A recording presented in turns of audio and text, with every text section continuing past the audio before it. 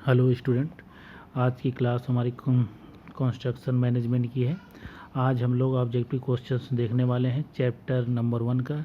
जैसा कि आप लोगों को पता है कि इस सेमेस्टर का एग्ज़ाम जो होगा हमारा कैसा होगा, ऑनलाइन मोड होगा, जिसमें ऑब्जेक्टिव क्वेश्चंस आएंगे। ठीक है, तो उसी को ध्यान में रखते हुए ऑब्जेक्टिव क्वेश्चंस बनाए गए हुए हैं। आइए हम क्वेश्चंस देखते हैं।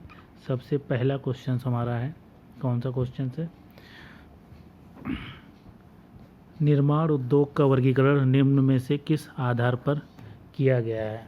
ठीक है, तो पहला जो हमारा होता है, एक लघु निर्माण, भारी निर्माण और एक औद्योगिक निर्माण। जो भी हम कंस्ट्रक्शन इंडस्ट्री को हम डिवाइड करते हैं, 3 भागों में हमने डिवाइड किया है। पहला भाग कौन सा है? लाइट कंस्ट्रक्शन, जिसको हम बोलते हैं इंग्लिश में लाइट कंस्ट्रक्शन, और हमारा दूसरा है हैवी कंस्ट्रक्शन। पहला क्या है हमारा, 3 भागों में डिवाइड किया गया, लाइट कंस्ट्रक्शन। दूसरा है हमारा कौन सा, हैवी कंस्ट्रक्शन। तीसरा है हमारा इंडस्ट्रियल कंस्ट्रक्शन। ठीक है, 3 भागों में हमने डिवाइड किया है।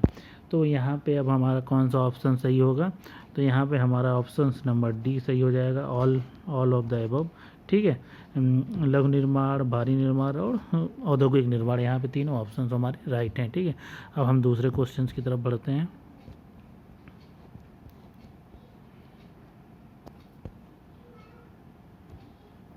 दूसरा क्वेश्चन है हमारा, क्या है? किसी निर्माण परियोजना के प्रमुख कितने चरण होते हैं? ठीक है, क्या क्वेश्चन है? किसी निर्माण परियोजना के स्टेजेस, इसका इंग्लिश में हम क्या बोल सकते हैं? Stages in construction project. ठीक है, स्टेजेज इन कंस्ट्रक्शन प्रोजेक्ट कितने होते हैं? पहला आइए देखते हैं। पहला है हमारा कितने होता? पहला होगा परिकल्पना करना। मतलब पहले आप क्या करेंगे? पहले आप सोचेंगे कि परिकल्पना करेंगे कि हमें ये प्रोजेक्ट करना है। ठीक है, तो आप दूसरा क्या है? डिज़ाइन। जब आप सोच लेंगे कि हमें क्या बनवाना है, तो उसके बाद आप दूसरा क्या करेंगे?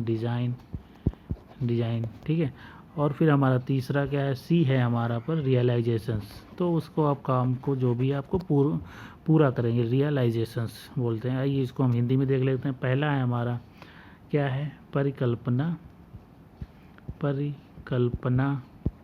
दूसरा हमारा होता है, क्या होता है?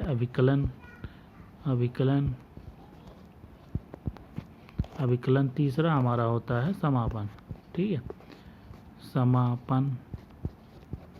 हम 3 भागों में डिवाइड कर सकते हैं। पहला भाग परिकल्पना, अभिकलन, डिजाइन। परिकल्पना में जो भी प्रोजेक्ट के बारे में हम सोचेंगे कि हमें ये प्रोजेक्ट मान लो बनाना है। अब जब बनाना है तो जाहिर सी बात है, अब हमने सोच लिया, अब हम उसकी क्या करेंगे? डिज़ाइन करवाएंगे। डिज़ाइन करने के बाद फिर हम उसको बनाएंगे। लास्ट वाला स्टेप क्या होगा? हमारा समापन होगा। ठीक है, इसकी वजह से हमारा कौन सा ऑप्शन होगा? Option number 3। ठीक है, किसी निर्माण परियोजना के प्रमुख कितने चरण होते हैं? किसी निर्माण परियोजना के कितने चरण होते हैं? 3 चरण होते हैं। ठीक है, that is the right answer. अब हम थर्ड क्वेश्चन पे चलते हैं अपने।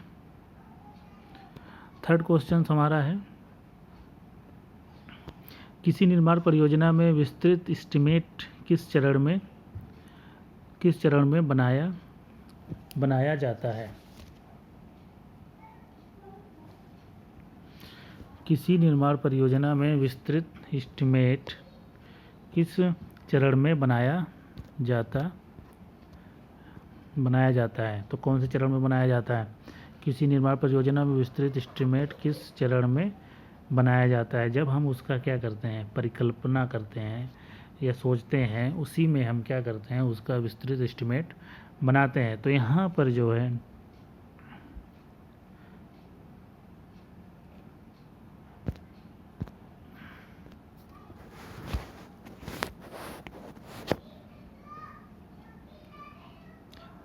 ये थर्ड क्वेश्चन हमारा क्या है? थर्ड क्वेश्चन है हमारा, किसी निर्माण परियोजना में विस्तृत एस्टीमेट किस चरण में बनाया जाता है? तो आपका ऑप्शन होगा बी, अभिकलन, डिज़ाइन। जब हम करेंगे तब हम उसी में उसका क्या करेंगे? एस्टीमेट भी बना के देंगे। ठीक है। अब हमारा ये क्वेश्चन याद रखना है आप लोगों को, अभिकलन डिजाइन। अब हम चौथे क्वेश्चन की तरफ चलते हैं।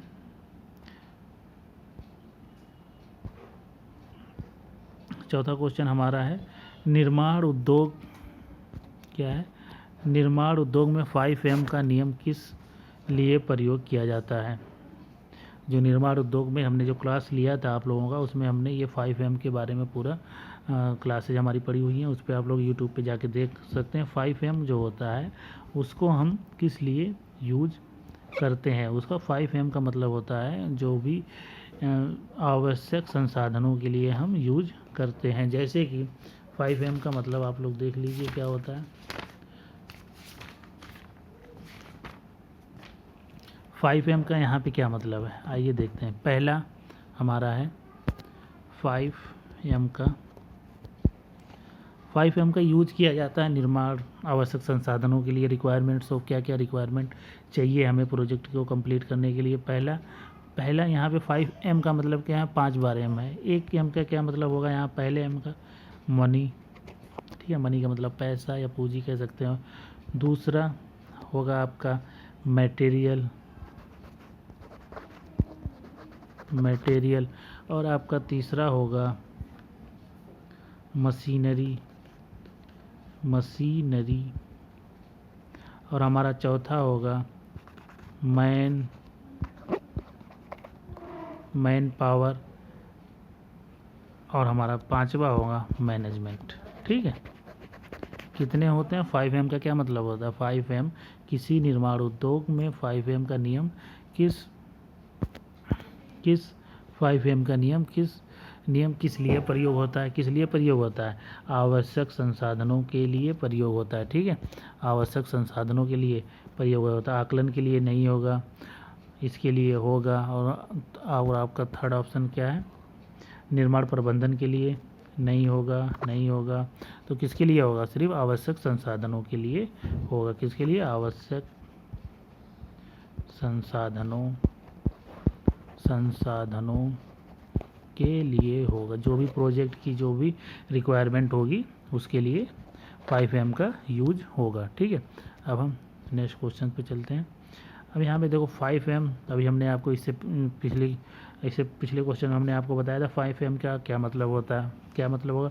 पहले M का मैन पावर हो गया, मनी हो जाएगा, मटेरियल हो जाएगा, मशीन्स हो जाएगा, मैनेजमेंट हो जाएगा। ठीक है, दूसरा क्या होगा, मैन पावर है, मशीन मैन्युफैक्चरिंग, ये तो गलत हो गया, मैन्युफैक्चरिंग आएगा ना। मैन पावर मटेरियल मैन्युफैक्चरिंग गलत, मैन पावर मोटर्स मशीन ये सब गलत।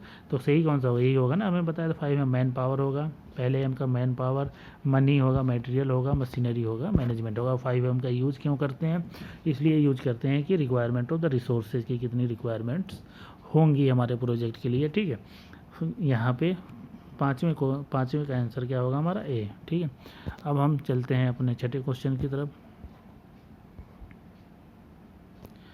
निर्माण मंडली जो होती है, निर्माण मंडली में कितने स्तंभ होते हैं, आइए देखते हैं निर्माण मंडली क्या है हमारे पास। जैसे ये कोई हमारा, ये मानिए जैसे कोई हमारा ये कंस्ट्रक्शन प्रोजेक्ट है। ठीक है, कंस्ट्रक्शन प्रोजेक्ट, इसमें कितने एक तो पहला होगा हमारा जो भी ऑनर होगा। ठीक है, कितने लोग होंगे, ऑनर होगा। फिर उसके बाद इंजीनियर्स होंगे जो उसको बनाएंगे, इंजीनियर्स होंगे। फिर उसके बाद कौन होगा, ठेकेदार होगा, ठेकेदार या कॉन्ट्रैक्टर। ठीक है, कॉन्ट्रैक्टर होगा। ऑनर का हम क्या बोल सकते हैं, स्वामी बोल सकते हैं, हिंदी में स्वामी होगा। और इंजीनियर को हम बोल सकते हैं, इंजीनियर को इंजीनियर ही बोले, अभियंता बोल सकते हैं आप। कॉन्ट्रैक्टर को आप ठेकेदार बोल सकते हैं हिंदी में। ठीक है, तो यहाँ पे कितने स्तंभ होते हैं, कितने पिलर्स होते हैं, ये भी कह सकते हैं आप। कंस्ट्रक्शन मैनेजमेंट में कितने पिलर होते हैं, तो यहाँ पे हम क्या, एक तो हमारा ऑनर होगा, दूसरा कौन सा होगा, इंजीनियर होगा। ठीक है, और तीसरा कौन सा होगा हमारा, कॉन्ट्रैक्टर होगा। तो यहाँ पे आपको कौन सा ऑप्शन सही होगा। ठीक है, 3 लोग होते हैं इसमें, जिसको हम एक किससे शो करते हैं, एक ट्राइंगल के माध्यम से शो करते हैं। ठीक है, ये आप लोगों को पता होना चाहिए। अगर ये क्वेश्चन आ जाता है कि निर्माण मंडली को हम कौन से फिगर से शो करते हैं, तो आप लोगों को ट्राइंगल का निशान ट्राइंगल बना हुआ होगा या फिर सर्किल बना देगा, ट्राइंगल होगा, सर्किल होगा, स्क्वायर होगा, त्रिभुज होगा, तो इसमें आपको इसमें ऑप्शन लगा के आना पड़ेगा। ठीक है, तो यहाँ पे हमारा कौन सा आंसर सही होगा? निर्माण मंडली में कितने स्तंभ होते हैं? 3 स्तंभ होते हैं। ठीक है, ये हमारा हो गया। अब हम चलते हैं 7वें क्वेश्चन हमारा कौन सा है? 7वां क्वेश्चन है निम्नलिखित में से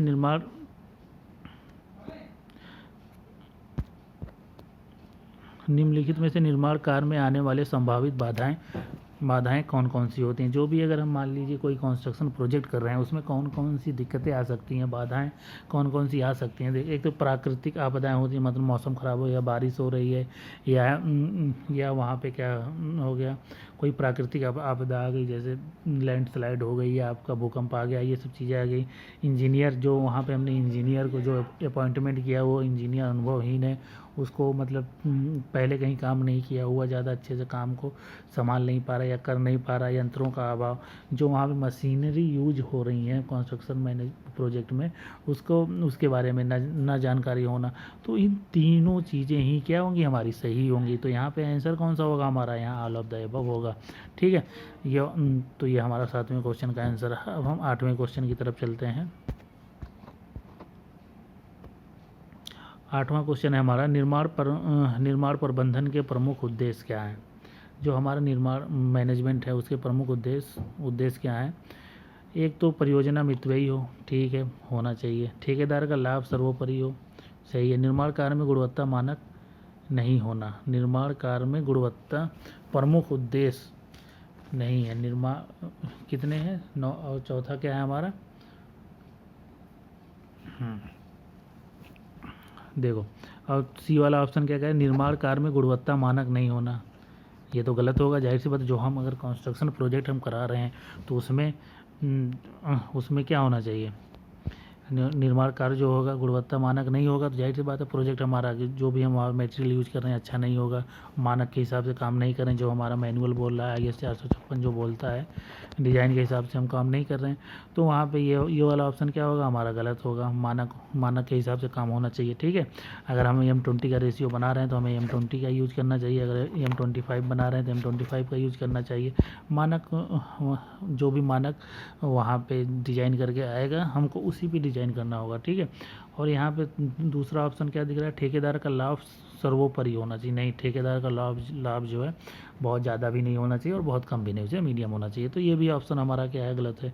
तो यहाँ पे हमारा ऑप्शन जो होगा कौन सा सही होगा? परियोजना मितव्ययी हो, मतलब परियोजना क्या हो? अच्छी हो, काम अच्छे से चले, और परियोजना जब हमारा कंप्लीट हो जाए, जो भी हमारा प्रोजेक्ट है वो कंप्लीट हो जाए, तो एक क्या है? एक अच्छा मितव्ययी का मतलब एक अच्छा परियोजना जो है हमारा एक मितव्ययी हो, अच्छे ढंग से चले, और उसको जो भी मटेरियल्स वगैरह सब यूज हो रहे हैं एक अच्छे क्वालिटी का मटेरियल होगा और मैन पावर अच्छे हों उसमें। ठीक है, जो भी मशीन यूज कर रहे हैं वो भी अच्छी हो। ठीक है, और जो भी हम उसको गुणवत्ता की अपने प्रोजेक्ट की गुणवत्ता पे ध्यान रखें। ठीक है, तो हमारा ऑप्शन कौन सा यहाँ पे सही होगा? 8वां ऑप्शन हमारा यहाँ भी सही होगा। ठीक है, अब हम चलते हैं, हमारा ये 9वां क्वेश्चन है।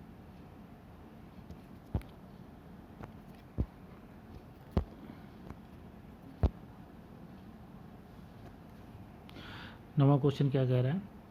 परियोजना के उपलब्ध संसाधन द्वारा न्यूनतम व्यय निर्धारित अवधि के अंदर संतोषजनक ढंग से पूर्ण करना कहलाता है। परियोजना के उपलब्ध संसाधन द्वारा न्यूनतम व्यय निर्धारित अवधि के अंदर संतोषजनक ढंग से करना कहलाता है। क्या कहलाएगा? ठीक है, ये कंस्ट्रक्शंस मैनेजमेंट कहलाएगा। ठीक है, प्लानिंग तो अलग चीज़ होती है, प्लानिंग जब हम करते हैं, ऑर्गेनाइजेशंस भी अलग है, डायरेक्शंस भी अलग है, तीनों ऑप्शंस क्या होंगे? गलत होंगे। ये कंस्ट्रक्शन मैनेजमेंट की ये क्या है? बेसिकली डिफिनेशंस ही होती है। ठीक है, कंस्ट्रक्शन को हमें कैसे मैनेज करना है, तो क्या है? परियोजना का उपलब्ध संसाधन द्वारा न्यूनतम व्यय निर्धारित अवधि के अंदर संतोषजनक ढंग से पूर्ण करना कहलाता है कंस्ट्रक्शन। क्या कहलाता है? कंस्ट्रक्शन मैनेजमेंट कहलाता है। That is the right answer. हमारा कौन सा आंसर होगा यहाँ पे? सही बी होगा। ठीक है, अब हम एक 10वें क्वेश्चन, हमारा 10th क्वेश्चन क्या है यहाँ पे? 10th है हमारा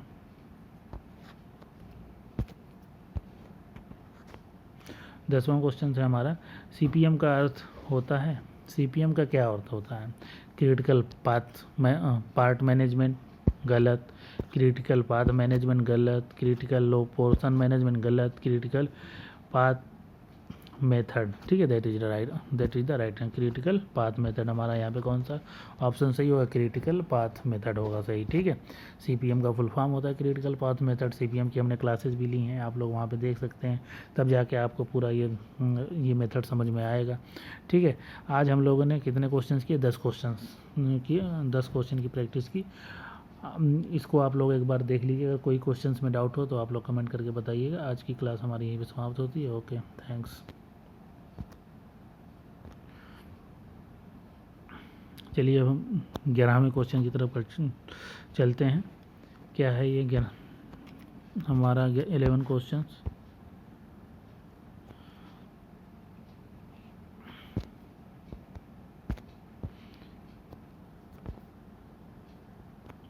एलेवेंथ क्वेश्चन हमारा कह रहा है निर्माण आयोजन के प्रमुख आधार होते हैं सामग्री, श्रमिक, वित्त, ठीक है। जो भी हम अगर कंस्ट्रक्शन कोई मैनेजमेंट कर रहे हैं, कोई कंस्ट्रक्शन का काम कर रहे हैं, तो उसमें क्या क्या होना चाहिए। पहली जाहिर सी बात है क्या होगा, पहला मटेरियल की रिक्वायरमेंट होगी, ठीक है, होगी।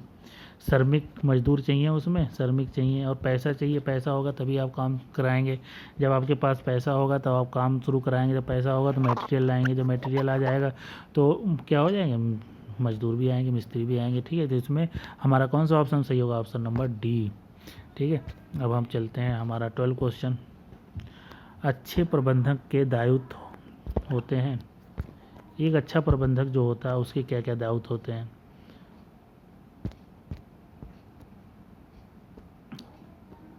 अच्छे प्रबंधक के दायित्व होते हैं, पहला प्लानिंग, कंट्रोल, तीसरा कोऑर्डिनेशन। तो यहाँ पे हमारा कौन सा ऑप्शन सही हो जाएगा, डी। एक अच्छा प्रबंधक जो होगा, एक जो मैनेजर होगा, वो उसका क्या दायित्व होना चाहिए, तो वो अच्छा प्लानिंग कर ले जाए, और जो भी प्रोजेक्ट वहाँ पे काम चल रहा है उसको अच्छे तरीके से, जो भी सारा मैनेजमेंट को क्या है कंट्रोल करे, और एक उस पर रास्ता दिखाए। कोई भी अगर कोई किसी भी चीज़ में कमियाँ आ रही हैं तो उसको एक कोऑर्डिनेट करे, उसको बताए वो, ठीक है, ये काम ऐसे नहीं ऐसे होना चाहिए, ठीक है, उसको कोऑर्डिनेट भी करे वो अच्छा प्रबंधक की ये तीनों चीज़ें होनी चाहिए। प्लानिंग भी अच्छे से करे, वो कंट्रोल भी करे और कोऑर्डिनेशन भी करे, ठीक है। अब हमारा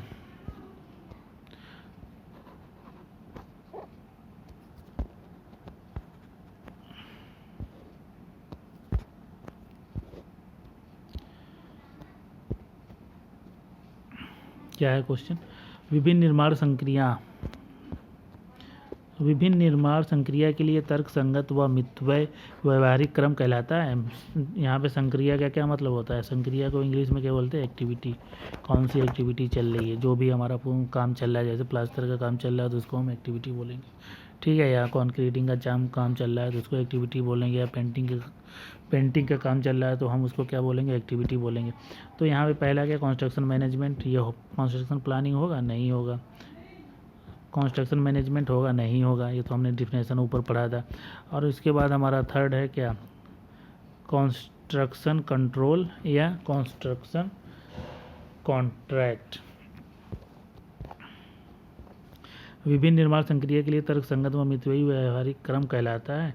तो इसका जो हमारे 13 क्वेश्चंस का जो आंसर होगा, आंसर नंबर ए, इसको हम क्या बोलेंगे, कंस्ट्रक्शन प्लानिंग के नाम बोलेंगे। विभिन्न निर्माण एक्टिविटी के लिए तर्क संगत व मितव्ययी व्यवहारिक क्रम कहलाता है, जो एक क्रम में चलते रहते हैं, तो उसको हम क्या बोलते हैं, कंस्ट्रक्शन प्लानिंग बोलते हैं। कंस्ट्रक्शन प्लानिंग हमने कैसे की है, कंस्ट्रक्शन प्लानिंग में मान लीजिए हमने पहला कोई भी प्रोजेक्ट था, ए बी सी डी, मतलब पहले क्या काम होगा, पहले खुदाई होगा, ठीक है, जो भी हमें पहले नींव डलेगी, नींव डलने के बाद फिर उसमें आरसीसी का काम होगा, फिर आरसीसी का करने के बाद फिर ब्रिक वर्क का काम होगा, ब्रिक वर्क का काम हो जाएगा तो किसका काम होगा, प्लास्टर का काम होगा। तो ये क्या है, कंस्ट्रक्शन प्लानिंग चल रही है, हमने प्लानिंग किया, हमारा काम कौन कौन से स्टेज से चलेगा, तो उसी को हम एक्टिविटी को हम कैसे निर्धारित करेंगे।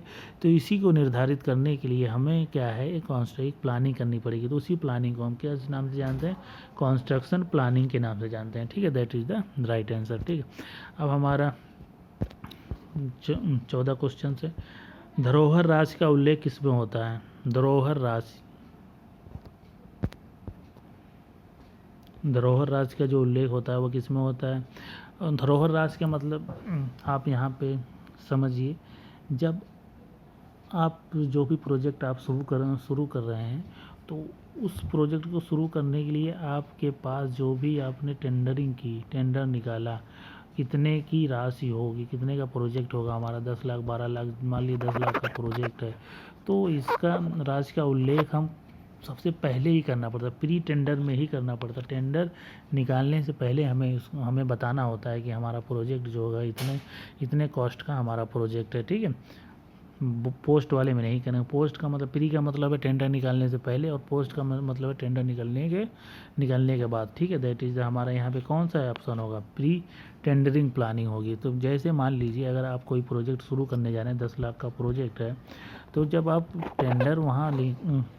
टेंडर निकालेंगे तो आपको तो पता होगा प्री टेंडर प्लानिंग, हमारे पास इतना पैसा है, हम जो है काम को शुरू करने जा रहे हैं, तो उसी को हम क्या बोल रहे हैं? प्री टेंडर प्लानिंग बोल रहे हैं, ठीक है। दैट इज़ द हमारा 14 क्वेश्चन जो है, कौन सा आंसर होगा? ए आंसर होगा, जिसको हम बोलेंगे प्री टेंडर प्लानिंग, ठीक है। अब हम चलते हैं 15वें क्वेश्चन पे। ठेकेदार को टेंडर का आवंटन कब होता है? जब टेंडर दरें समान हो। पहला क्या है? जब टेंडर दरें समान हो। सी क्या है? जब टेंडर दरें न्यूनतम हो। डी उपरोक्त सभी। यहाँ पे कौन सा ऑप्शन होगा? कौन सा ऑप्शन लग रहा है आप लोगों को? यहाँ पे जब भी कोई टेंडर जो है पास होता है, किस बेसिस पे पास होता है? जितने भी वहाँ पे कॉन्ट्रैक्टर आते हैं, सब अपना वहाँ पे क्या है, अपना वो बता दें कि हम इस प्रोजेक्ट को इतने रेट में करेंगे, ठीक है। अब मान लीजिए कोई टेंडर निकला, उस टेंडर में मान लीजिए 10 कॉन्ट्रैक्टर आए, 10 कॉन्ट्रैक्टर ने अपने अलग अलग रेट बताएं, ठीक है। सबका अपना अलग अलग रेट होगा, ठीक है। ये हम अब ऐसे काम करेंगे, हम ऐसे करेंगे, उसमें से कौन से का सिलेक्शन होगा? उसमें का जो भी सिलेक्शन हम करेंगे, किस बेसिस पे करेंगे? जो कॉन्ट्रैक्टर हमको क्या होगा, सबसे कम पैसों में काम करके देगा, उसी को हम वहाँ पे सिलेक्ट करेंगे। तो यहाँ पे कौन सा ऑप्शन में लग रहा है, कौन सा ऑप्शन सही लग रहा है? तो यहाँ पे हमारा ऑप्शन सही होगा सी, जब टेंडर दरें न्यूनतम हो। जब हमारा टेंडर रेट क्या होगा, मिनिमम होगा, तब हम वहाँ पे ठेकेदार का आवंटन कर देंगे, ठीक है। 15 क्वेश्चन का आंसर क्या हो जाएगा? सी। 15 क्वेश्चन का आंसर कौन सा होगा? सी, ठीक है। अब हम चलते हैं डी अपने 16वें क्वेश्चन की तरफ।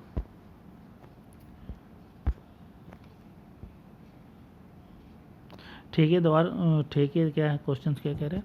ठेकेदार द्वारा कार्यस्थल की पूरी जानकारी एवं कार्य की ड्राइंग टेंडर के किस चरण में होनी चाहिए? प्री कॉन्ट्रैक्ट प्लानिंग में ही जानकारी मिलनी चाहिए। जो भी ठेकेदार होगा वहाँ पे ठेकेदार द्वारा कार्यस्थल की पूरी जानकारी एवं कार्य की ड्राइंग टेंडर के किस चरण में ली जाती है, ठीक है। मान लीजिए, माना हमने कोई प्रोजेक्ट हमने दिया, फिर हमने उसका टेंडर निकाला, ठीक है। टेंडर निकाल दिया। अब जब वहाँ पे ठेकेदार आया, ठेकेदार को मिल गया। अब जब ठेकेदार जब वहाँ पे प्रोजेक्ट को वो अपने अंडर में लेगा, तो जो वहाँ की जो पूरी ड्राइंग जो होगी प्रोजेक्ट की, वो पहले प्री कॉन्ट्रैक्ट प्लानिंग प्लानिंग करने से पहले ही वो क्या करेगा? प्री कॉन्ट्रैक्ट प्लानिंग में ही क्या करेगा? वो सारी की सारी जो भी ड्राइंग होगी प्रोजेक्ट से रिलेटेड, वो सारी ड्राइंग ले लेगा। उसी के हिसाब से वो क्या करेगा? काम को करवाएगा। प्री कॉन्ट्रैक्ट प्लानिंग में ही ड्राइंग उसके पास अवेलेबल होनी चाहिए, तभी जो है काम जो है अच्छे से चलेगा, ठीक है। पोस्ट कॉन्ट्रैक्ट प्लानिंग मतलब प्लानिंग करने के बाद में हम नहीं लेते हैं जनरली। हम कौन सा ऑप्शन यहाँ पे होगा? प्री कॉन्ट्रैक्ट प्लानिंग होगा, ठीक है। That is the right answer. Pre contract planning में ही हमको ड्राइंग मिल जानी चाहिए कॉन्ट्रैक्टर को, ठीक है। प्री कॉन्ट्रैक्ट प्लानिंग में कॉन्ट्रैक्टर को क्या मिल जानी चाहिए? ड्राइंग मिल जानी चाहिए। अब हमारा 17वां क्वेश्चन क्या है? परियोजना का लगभग कितना प्रतिशत मजदूरी में व्यय हो जाता है? जैसे कोई भी प्रोजेक्ट है और प्रोजेक्ट का कितना % पैसा जो है वो मजदूरी मतलब श्रमिक वगैरह में व्यय हो जाता है। तो यहाँ पे क्या याद रखना? 30% जो है पैसा वो मजदूरी में व्यय हो जाता है। तो यहाँ पे हमारा सी ऑप्शन होगा सही आंसर 30। अब हम चलते हैं अपने 18वें क्वेश्चन की तरफ। निर्माण कार्य की विभिन्न संक्रियाएं समयबद्ध करने क्रिया कहलाती है। क्या है? निर्माण कार्य की विभिन्न संक्रियाएं समयबद्ध करने क्रिया कहलाती है। प्लानिंग कहलाती है, शेड्यूलिंग कहलाती है, एस्टिमेटिंग कहलाती है, कोऑर्डिनेशन कहलाती है। क्या कहलाएगी? निर्माण कार्य की विभिन्न संक्रियाएं का मतलब विभिन्न एक्टिविटी को हम किससे शो करते हैं, ठीक है। विभिन्न एक्टिविटी जो भी हमारी प्रोजेक्ट की एक्टिविटी होगी वो हम शेड्यूलिंग में, शेड्यूल जो होगा प्रोजेक्ट का हम उसमें बताते हैं, ठीक है। निर्माण कार्य की विभिन्न संक्रियाएं समयबद्ध करने क्रिया कहलाती है, शेड्यूलिंग कहलाती है, ठीक है। शेड्यूलिंग के बारे में हम आप लोग डिटेल में जाके देख लेना लेक्चर। अब हमारा नेक्स्ट क्वेश्चन से क्या, निर्माण उद्योग में प्रयोग होने वाले आवश्यक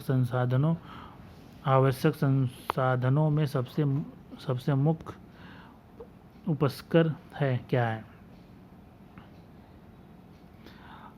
यहाँ पे आपको कौन सा आंसर आप लोग देंगे यहाँ पे, ठीक है। क्या पूछ रहा है? जो भी अगर हम कोई निर्माण कार्य शुरू करने जा रहे हैं उसमें सबसे इम्पोर्टेंट आवश्यक चीज़ क्या है, मतलब उसके बिना ही काम नहीं हो सकता, क्या हो सकता है यहाँ पे, ठीक है।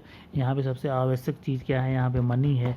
अगर आपके पास मनी नहीं होगी तो आप प्रोजेक्ट शुरू नहीं कर सकते, सोच नहीं सकते, उसका काम नहीं होगा, पूरा होगा, अधूरा हो जाएगा, अधूरा काम होगा, ठीक है। तो यहाँ पे मनी होगी तभी तो आप प्रोजेक्ट शुरू करेंगे। तो that is the right answer. क्या होगा हमारा यहाँ पर? मनी, पैसा होगा तभी आप प्रोजेक्ट करेंगे, ठीक है। अब यहाँ पे हम देखते हैं, निर्माण मंडली के प्रमुख सदस्य होते हैं। अभी हमने ऊपर क्वेश्चन में बताया था निर्माण मंडली में कितने सदस्य होते हैं, ये क्वेश्चन था, 3 सदस्य होते हैं। और निर्माण मंडली को हम कौन से फिगर से शो करते हैं? तो इसको हम ट्राइंगल से शो करते हैं। तो कैसे शो करते हैं? एक पहले में ऑनर, ठीक है, इंजीनियर और ये कॉन्ट्रैक्टर, और ये हमारा निर्माण कार्य जो भी हो रहा है, इसको बीच में हम क्या निर्माण कार्य बोलेंगे। तो यहाँ पे क्या, कौन सा ऑप्शन होगा? D, all of the above होगा हमारा। तो आज की जो हमारी क्लास थी ये 20 ऑब्जेक्टिव इंपॉर्टेंट क्वेश्चंस हैं ये सब बनाए हुए। तो आप लोग एक बार रीड कर लीजिएगा, सबको याद हो जाएगा। तो ओके, आज की क्लास हमारी यहीं पे समाप्त होती है। Okay, thanks.